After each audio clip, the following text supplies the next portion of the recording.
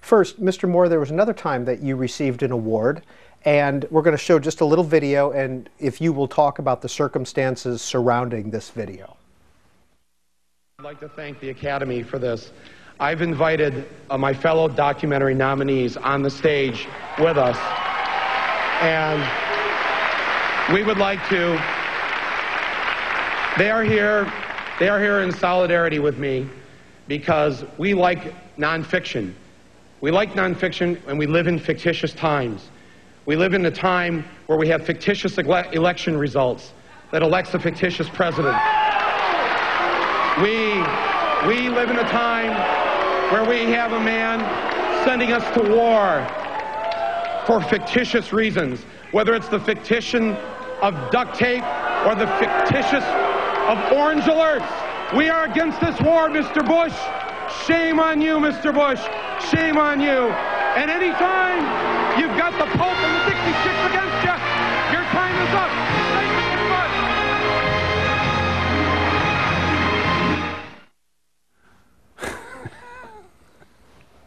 Well, yeah. It didn't go over as well as the Elks Club, as the Elks Club speech. At least at the time, that night, it was, look, I didn't look. It was the 4th or 5th day of the war. March 23rd, 2003. That is correct. And here we were all dressed up, going to the Academy Awards. And there was just a huge disconnect, it felt like to me. And so when we won, I didn't really have a speech prepared. And so I had asked my fellow documentary filmmakers who were nominated with me during the commercial break before the award.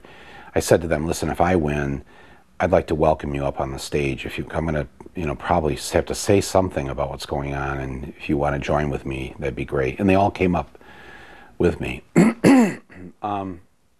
But it descended into chaos as soon as I started to say what I thought was a fairly, I don't know, poetic, eloquent thing to say. I wasn't just starting off, I wasn't really even going to mention Mr. Bush's name. I just wanted to say that we like nonfiction. That's why we make nonfiction. And yet we live in fictitious times, and we've been led to war for fictitious reasons. Well, nobody really wanted to hear that on the 5th day. And 70% plus of the country supported the war. And I was in that small minority that was speaking out against it at that time. And so I I took quite a beating for it.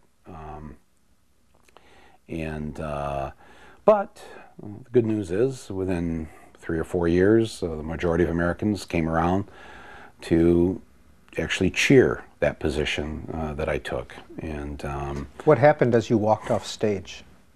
Well, as I walked, as I walked off stage, I heard the first 2 words that all Oscar winners hear. That they don't talk about this. You never get to see this because it's behind the curtain. But anytime you win the Oscar, anytime, like you're lucky if you get it once. And I was so lucky that night. I walk off the stage, and there's a well-dressed young man and a well-dressed young lady there in evening wear.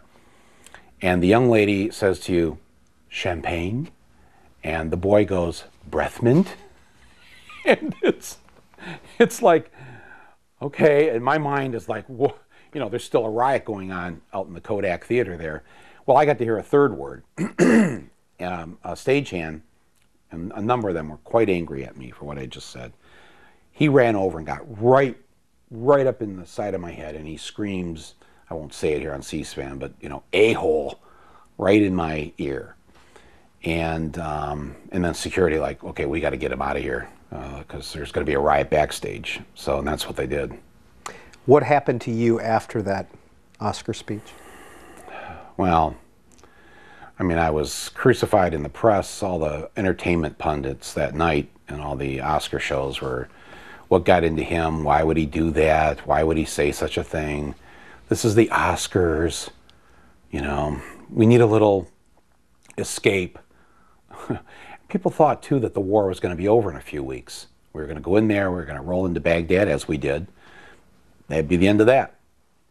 And I think people were afraid to say anything. If you'll notice, though, on that tape, the booing was not happening on the main floor from the actors and the directors and the writers who were nominated. It was coming, I don't know where it was coming from. They told me later it was coming from the balcony or from where the people that are where the agents and the advertising, the people who run the ads on the show, and they have free tickets, and that's where a lot of it was coming from. But it got when we got back home to Michigan, it was pretty rough. There were not only a lot of threats, there were actual attempted assaults on me constantly, physical assaults. I had to hire a security firm from Los Angeles, which are made up essentially of a lot of ex-Navy SEALs and Army Rangers and Green Berets, Special Forces types who wanted to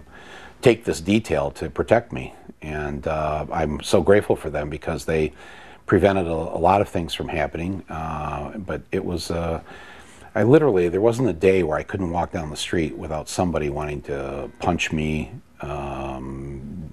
One guy in Fort Lauderdale took just kind of, if he come out of Starbucks or whatever, he took the lid off. He saw me, he just goes berserk. He sees me, the Limbaugh chip in his head went off or something. I don't know, but his face turned purple. He takes the lid off and he throws hot scalding coffee at my face. And one of the security guys saw this happening. Didn't have time to stop him, but he put his head in front of my face. He caught he took the hit of the hot coffee, got second-degree burns from it, and it's that kind of thing. It just that went on for a year or two or three, and it was quite debilitating. And it was egged on, as I point out in the book. I quote Glenn Beck and Bill O'Reilly, people who said some horrific things that I can't believe could be said across our airwaves. So Glenn Beck just saying, one day, I'm thinking of killing Michael Moore. I think I could kill him myself, or maybe I could hire it done. No, I could. If he was here, I think I could choke the life right out of him. And even though I used to wear this thing so what would Jesus do? I don't care about that. He's like going on, just riffing on this fantasy of this. And you put that out there on hate radio. The unhinged hear that too. And I don't know. I mean, it just struck me as just a crazy making stuff. And could I go on the radio or TV and just say, I'm thinking of killing, fill in the blank, the head of Goldman Sachs or whatever. I mean, I think if I said that, I think I get a knock on the door from the police. If I talked about how I'm thinking of hiring somebody to kill somebody, not to Glenn Beck though, not to anybody on these hate talk shows. They just fueled it, and I became the poster boy for that. And I'm thinking, what was my crime? What did I do? I said that I think we're being led to war for false reasons. I don't think there's any weapons of mass destruction. That was my crime. I'm a guy who loves this country. I'm an Eagle Scout. I go to church. I'm like, I couldn't believe how I became this target for the things I was saying. To me, just didn't seem that radical or out on a limb. It just seemed really basic stuff. I was making movies and I was trying to tell people, for instance, my first film, hey, General Motors, I think that they're doing something wrong, and I think they're going to go down the toilet, and they're going to take us with them. That was one film. Another film, I don't like it when kids can get access to assault weapons and take them into schools. I think we should oppose that. That was my radical thought in Bowling for Columbine. In Sicko, having 50 million Americans not being able to see a doctor when they get sick, that doesn't make us a strong country. Wow. It's like, yes, let's call out the forces and attack this man. It just has never made sense to me. 202-624-1111 for those of you in the East and Central Time Zone, 202-624-1115 for those of you in the Mountain and Pacific Time Zone. Michael Moore, well-known filmmaker and author of 8 books. Here are his 8 books beginning in 1996. Downsize This.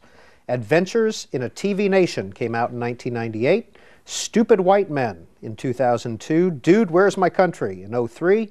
Will They Ever Trust Us Again in '04. Fahrenheit 9/11 Reader was also in '04. Mike's Election Guide came out in 2008, and his most recent Stories from His Life, which we've been discussing this morning or this afternoon on In Depth. Here Comes Trouble. First call up for Mr. Moore comes from Bellevue, Nebraska. Go ahead, Ronald. Do you believe that the media as a whole, over sensationalist stories they find or create to get viewing figures, is causing our political system to deteriorate? Could you give an example of what you mean, Ronald? Like the Casey Anthony trial, as an over sensationalist, the media just put it constantly, and they just did it for money, just viewing figures which give them money through advertising. Yes. Yes. It's not just the money, though. It's also because it's easy. And it's because, in a lot of ways, they're no different than a lot of people in a lot of jobs where they're just, they try to get by with doing as little as they can. And so it's easy to cover those kind of stories, or the Michael Jackson doctor on trial story, or whatever. Or yesterday, there were, I don't know, somewhere Time magazine said there might be up to 1,000 people who were arrested there in the Wall Street protests yesterday. But to really do the stories that I think need to be done, to go after Goldman Sachs, to really investigate what happened with the crash of '08, to do those kinds of things, that takes a lot of work, a lot of brains. It also takes some money. And our media, we don't have a state-owned media. We have a corporate-owned media, and so it would probably be naive to think that these entities don't feel some compunction to be beholden to the corporations that they invest in or invested in them. I mean, one of the examples recently was the CNN Tea Party Express debate, the CNN / Tea Party Express. In other words, Wolf Blitzer stood there and said that he was partnering with the Tea Party Express to put on this Republican Party debate. And I thought, wow. I mean, on one hand, I thought, okay, that's not a bad idea to partner up with a citizens group, but I will never see the day where there will be the CNN Teachers Union debate, or the CNN Nurses Union debate, or the CNN / Michael Moore debate with the Republican Party. I mean, that's just not going to happen. But when groups or things on the other side of the political fence, and it's not because they necessarily agree with them, I think, it's just because I think a lot of the media still are gun-shy about being called liberal or being accused of being liberal, so they overcompensate a lot the other way to try and pretend or show that they're not, and so they go to bed with the Tea Party and hold a debate, which just didn't make any sense to me. This is from Victor in Palmdale, California, an email, several along this line. Mr. Moore, why is it that people like you don't run for higher office? There are so many excellent people like you on the left, yet they never run for office, and we always suffer the consequences of such narrow, limited options.